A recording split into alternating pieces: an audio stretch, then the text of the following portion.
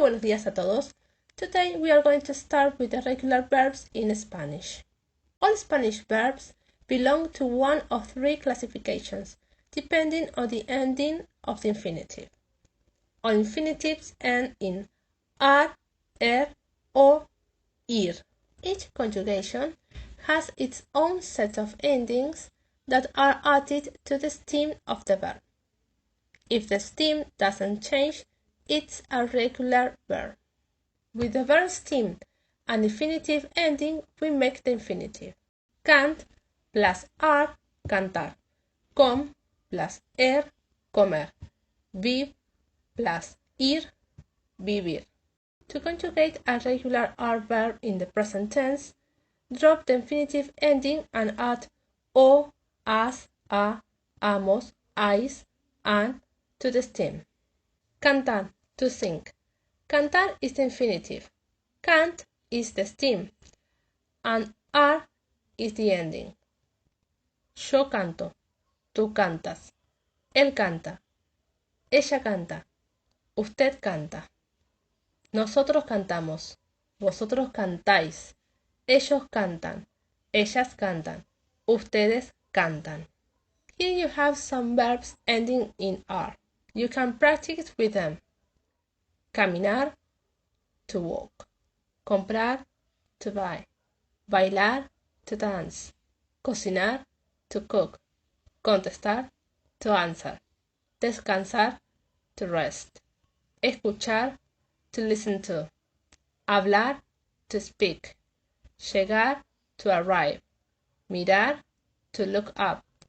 Regresar, to return. Nadar, to swim. Trabajar, to work. Viajar, to travel. Now let's go with the verbs ending in er. To conjugate a regular er verb in the present tense, drop the infinitive ending and add o, es, hemos, eis, en to the stem. Comer, to eat. Comer is the infinitive. Com is the stem and ea is the ending. Yo como. Tú comes. Él come. Ella come. Usted come. Nosotros comemos. Vosotros coméis. Ellos comen. Ellas comen. Ustedes comen.